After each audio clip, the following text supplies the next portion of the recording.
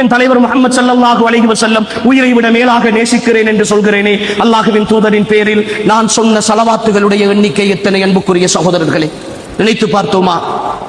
ஒரு தடவை ஸலவாத்து சொன்னால் படைத்த ரப்புல் ஆலமீன் ஆகிய அல்லாஹ் 10 தடவைகள் அருள் புரிகிறான் என்றார்களே ரசூலுல்லாஹ்.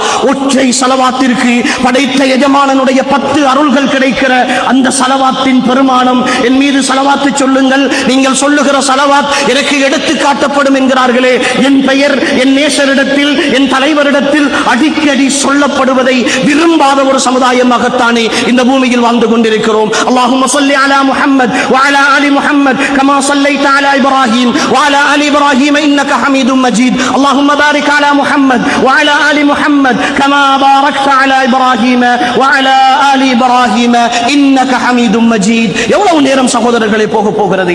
வீதியில் போகிற பொழுது, வருகிற பொழுது, வாகனங்களில் செல்கிற பொழுது, அடுத்தவர்களுக்காக காத்திருக்கிற பொழுது, பள்ளியில் இகாமத் சொல்வதற்காக காத்திருக்கிற பொழுது, அன்புக்குரிய சகோதரர்களே, என்னால் இந்த ஸலவாத்தை சொல்ல முடியாதா? ஒரு 10 தடவை, ஒரு 100 தடவை, ஒரு 1000 தடவை? ஏன் எனக்கு அல்லாஹ்வுடைய அருள் வேண்டும் என்ற ஆசை கிடையாதா? அல்லாஹ்வுடைய அருள் இல்லாமல் இந்த உலகத்தில் நான் வாழ்ந்து விடலாமா?